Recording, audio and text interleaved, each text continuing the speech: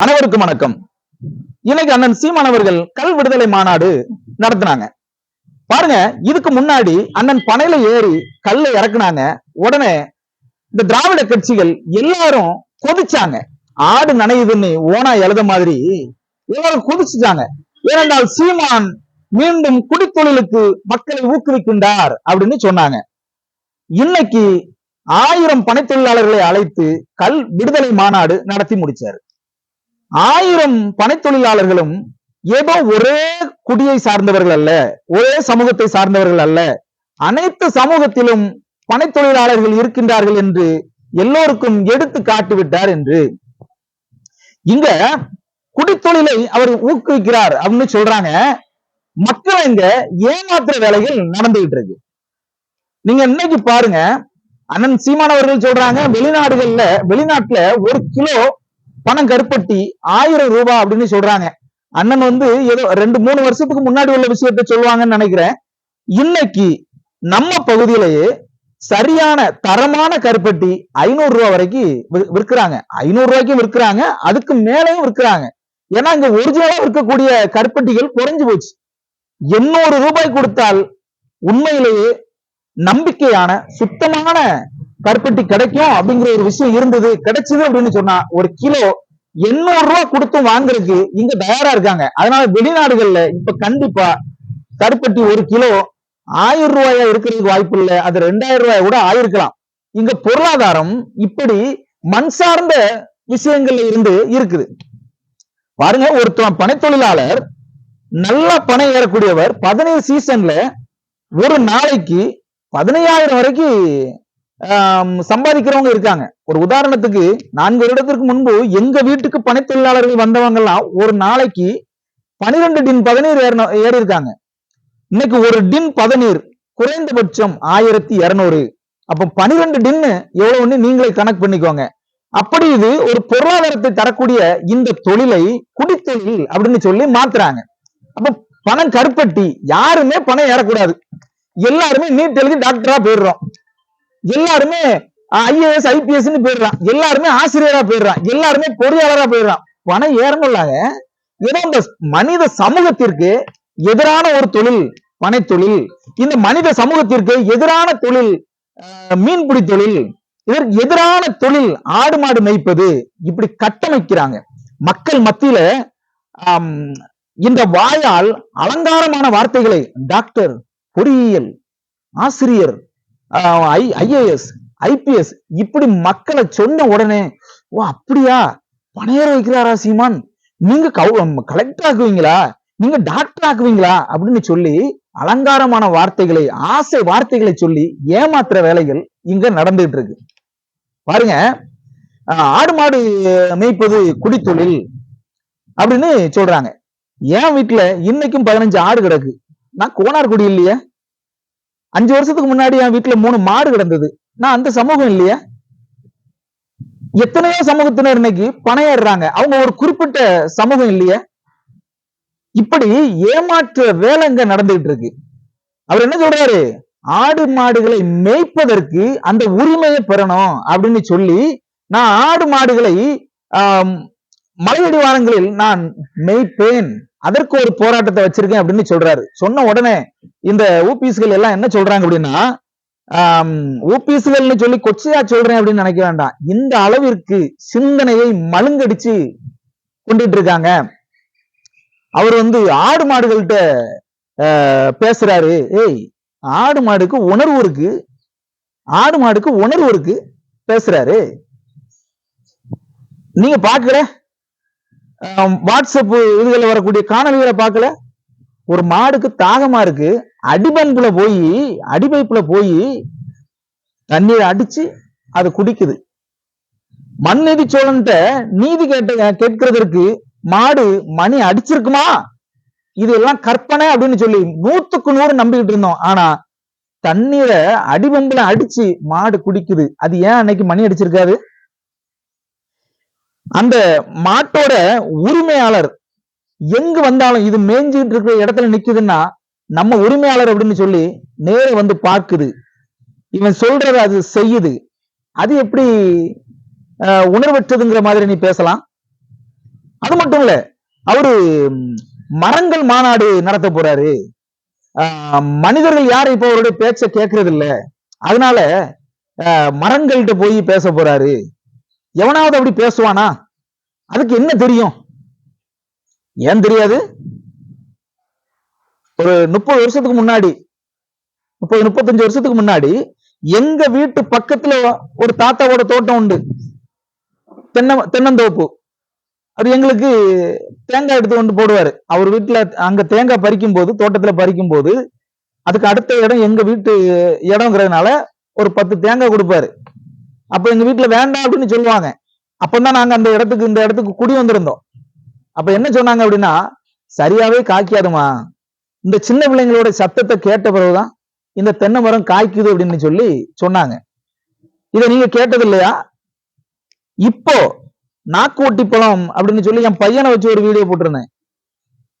எங்களுடைய தோட்டத்துல அந்த மரம் காய்ச்சதே இல்லை. எங்க அம்மாட்ட என் பையன் கேட்கிறான், பாட்டி இது என்ன மரம் அப்படின்னு சொல்லி. அது நாக்கு ஒட்டி பழம் மாதிரி இலை மாதிரி இருக்குமா அப்படின்ன உடனே, இது காய்க்காதா அப்படின்ன உடனே அவங்க என்ன சொல்றாங்க, நீ சின்ன பையன் கேளு காய்க்கும் அப்படின்ட்டாங்க. ஆனா அவன் கேட்கல. மரம் நம்ம சொல்லி எங்க கேட்கொண்டு அவன் போயிட்டான். நான் உடனே அந்த மரத்து மேல ஒரு சிலுவை போட்டு, சின்ன பிள்ளைகளுக்கு அந்த பழத்தை குடு அப்படின்னு சொன்னேன். இன்னைக்கு ஏகப்பட்ட பழம் கிடக்கு அந்த மரத்துல. உனக்கு உணர்வு இல்ல. உனக்கு என்ன உணர்வு இல்ல? எல்லாம் ஊழல், எதில் எடுத்தாலும் லஞ்சம், ஏதோ ஒண்ணு கட்டினாலும் 40% அனுமதிக்கப்பட்ட லஞ்சம், அனுமதிக்கப்பட்ட கமிஷன். அப்பவும் நீ அவனுக்கே வாக்களிக்கிற. நீ எல்லாரும் நான் நீதியானவன் நேர்மையானவன் அப்படின்னு சொல்ற.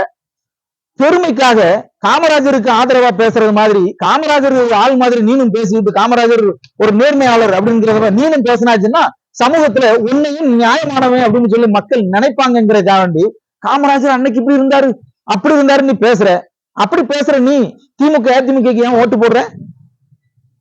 நீ ஒண்ணு காமராஜர் அரசியல விரும்புறவனா இருந்திருந்தா அன்னைக்கு எங்க தாத்தன் எவ்வளவு அழகா ஆட்சி பண்ணிருக்கான் அப்படின்னு சொல்லி காரி உமிழ்ந்திருக்க மாட்டியா? நீ அங்க போய் அடிவரடியா நின்னுகிட்டு வாக்குக்கு பணத்தை 1000 2000 வாங்கிக்கிட்டு, நீ வாங்கினது இல்லாம அடுத்தவனுக்கும் வாங்கி கொடுத்துக்கிட்டு, இந்த காரியாலயத்துல நாய் மாதிரி படுத்து கிடந்துகிட்டு, நம்ம ஏற்கனவே நான் சொல்லியிருக்கேன், ஞாயிற்றுக்கிழமை கறி எடுக்க போவோம் கறி கடைக்கு. அந்த கறிக்கடையை சுத்தி நாய் கிடக்கும்.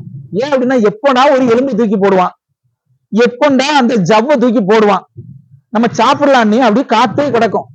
அந்த மாதிரி தேர்தலுக்கு முன்னாடியே ஒரு இடத்துல காரியாலயத்தை கட்டி வச்சுக்கிட்டு அவ்வளவு அந்த கறிக்கடையை சுத்தி கிடக்கிற நாய் மாதிரி காத்து கிடப்பான். ஏன் அப்படின்னு சொன்னா, சாயங்காலம் ஒன்றிய செயலாளர் வருவாரு, ஒரு ஆளுக்கு 500 கொடுப்பாரு, தலைக்கு 500 கொடுப்பாரு அப்படின்னு சொல்லிட்டு காலையில இருந்து சாயங்காலம் வரைக்கும் திடீர்னு நினையாத நேரம் வந்துடக்கூடாதே அப்படின்னு சொல்லிட்டு எப்ப வேணாலும் வரலாம் அப்படின்னு சொல்லி அதுலயே காத்து கிடப்பான், கறிக்கடையில நாய் கிடக்குற மாதிரி. இந்த ஒரு கலாச்சாரத்தை உருவாக்கி வச்சிருக்காங்களே, நீ எப்படி காமராஜரோட அரசியல நீ ஏத்துக்கிட்ட மாதிரி பேசலாம்? சரி, பனைத்தொழில் குடித்தொழில்,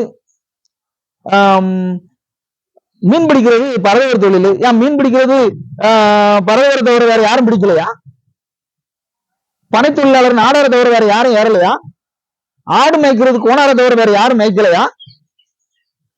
இப்படி எந்த தொழிலை எடுத்துக்கிட்டாலும், ஒரு உதாரணத்துக்கு நாம எல்லோருமே இந்த தொழில் எல்லாவற்றையும் நாம வீட்டுல செய்யறவங்க தான். நம்ம வீட்டு கழிவறைய நாம கழுவலையா? அப்ப நாம வீட்டுல ஒரு கழிவறையை சுத்தம் செய்கின்ற ஒரு நபரா நாம இருக்கோம்ல. நாம துணிய நாம துவைக்கலையா? அப்போ நாம ஒரு சலவை தொழிலாளியா நம்ம வீட்டுல நம்ம இருக்கமா இல்லையா? நாம வீட்டுல உள்ள ஆடு மாடு நாம வளர்க்கலையா? அப்ப நாம வீட்டுல நாம ஒரு கோணரா இல்லையா? பாரு, ஒரு தாய் அவ குழந்தையை மட்டும் பாக்குறா, தான் பெற்ற குழந்தையை மட்டும் பராமரித்து வருகிறவள அம்மா அண்ணி உயர்வா சொல்றோம். ஆனா எல்லா மக்களும் கழிவறைக்கு போறோம், அதை சுத்தப்படுத்துறவன் எவ்வளவு மேன்மையானவன். இங்க என்னை விட தாழ்ந்தவன் இங்க யாரும் இல்லை அப்படின்னு சொன்னா, அப்படி நினைச்சிட்டா எல்லாரோட மனசுலயும் வந்துட்டா இங்க எந்த பிரச்சனையும் இல்லை. இங்க குடிப்பெருமைங்கிறது அழிஞ்சு போகும், சாதி கொலைகள் ஆணவ கொலைகள் அழிஞ்சு போகும். இப்ப நேற்றுலாம் தூத்துக்குடி மாவட்டத்துல கவின் அப்படின்னு சொல்லி ஒரு பையன் கொலை பண்ணிருக்காங்க. இங்க பாருங்க, ஆன்மீகம் எல்லா வகையான எல்லா மதங்களும் ஏதோ ஒரு மதத்தை ஏற்றுக்கொண்டவனாதான் எல்லா மக்களும் இருக்கிறான். கிறிஸ்தவத்தை எடுத்துக்கிட்டா தேவன் தன்னுடைய சாயலாக ஆணாகவும் பெண்ணாகவும் படைத்தார்னு இருக்கு. தன்னுடைய சாயலாக ஆணாகவும் பெண்ணாகவும் படைத்தார். எல்லா சமூகத்தில் உள்ள ஆணையும் பெண்ணையுமே அவர் தன்னுடைய சாயலாக தான் படைச்சிருக்கிறார். இன்னைக்கு ஒருத்தனை தன்னுடைய வீட்டுல ஒரு நபரை காதல் பண்ணிட்டாங்கிறது வெட்டி கொள்றாங்க அப்படின்னு சொன்னா இறைவனின் சாயல்ல உள்ளவனை வெட்டுறான் அப்படின்னா இறைவனை வெட்டின மாதிரி தானே.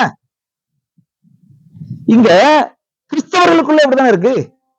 கிறிஸ்துவை ஏற்றுக்கொண்டோம், ஆனால் தன்னுடைய சாயல்ல உள்ள ஒருத்தனை பிடிக்கல. மனித வெறுப்பு, சாதி வெறுப்பு, தொழில் வெறுப்பு இப்படிதானே இருக்கு. ஆனாலும் இன்னைக்கு மதம் இவனை மாத்தல, அறிவியல் மாற்றி வந்தது. பக்கத்துல இருந்து போக முடியாது அப்படிங்கும் போது நாம பேருந்துல பயணிக்கிறோம், பக்கத்துல எந்த சாதின்னு சொல்லி கேட்டு உட்கார முடியாது, வாங்கி பழின்னு செவுட்டுல இழுத்துருவான். அறிவியல் வளர்ச்சி, சாதி இல்லாம போயிருச்சு. ஆனா இன்னைக்கும் இங்க ஏழைகள் மிக அதிகமாக சாதி பார்க்கிறாங்க. ஏதோ இந்த சாதியை அவங்கதான் தூக்கி நிறுத்துற மாதிரி சாதி பார்ப்பான், வெறித்தனமா பேசுவான். ஆனால் இவன் சமூகத்துல அதிகமான செல்வம் கொளிச்சு வாழ்வான் பாருங்க. இந்த ஏழை இருக்கக்கூடிய சமூகத்திலேயே அதிக பணம் வைத்துக் கொண்டிருக்கின்ற பணக்காரன் அவன் வீட்டுல எங்க சம்பந்தம் பண்ணிருப்பான் அப்படின்னு பார்த்தாச்சுன்னா இந்த ஏழைகளுக்கே தெரியாது அவன் எங்க பொண்ணு கட்டிருக்கான், எங்க சம்பந்தம் பண்ணிருக்கான் அப்படின்னு சொல்லி. அதிக பணம் இருக்கிறதுனால அதிக பணம் இருக்கக்கூடிய ஏதோ ஒரு சாதியிலே கட்டிடுறான். ஆனா இங்க இருக்கக்கூடிய சாப்பாட்டுக்கு வழி இல்லாதவன் சாதியை கட்டி பிடிச்சுக்கிட்டு கிடப்பான். இந்த சாதிங்கிறது செல்வத்திலையும் மறைஞ்சு போயிருது, அறிவியல் வளர்ச்சியில மறைஞ்சு போச்சு. இவன் அறியாமையில இன்னைக்கு வரைக்கும் மாற்றி மாற்றி வெட்டிக்கிட்டு இதை இந்த அரசியல் கட்சிகளும் அங்கீகரிச்சுக்கிட்டு செய்தியிலாம் பட்டியலினத்து சமூகத்தை பையன் வெட்டி கொல்லப்பட்டான். முன்னாடி எல்லாம் சாதி முதல்ல இறந்துட்டாங்க அப்படின்னு சொல்லுவாங்க, தூரத்துல இருக்கிறவனுக்கு தெரியாது எந்த சாதி அப்படின்னு சொல்லி. பட்டியலின சமூக ஒரு பையனை வெட்டி இருக்கு அப்படின்னு சொல்லி எல்லா டிவி சேனல்ல வெளியிடுறான். இன்னும் என்ன ஆகும், இன்னும் நாள் ஆக ஆக பட்டியலினத்து சமூகத்தினர் இந்த சாதியினரை வெட்டி கொண்டார்கள், இந்த சாதியினரை வெட்டி கொண்டார்கள், சாதி பேரையே போட்டுறோம் போல தெரியுது. ஊக்குவிக்கிறான், திட்டமிட்டு செய்யறாங்க. நல்ல ஒரு ஆட்சி, நல்ல ஒரு அதிகாரம் வந்துச்சுன்னா சாதாரண விஷயம்.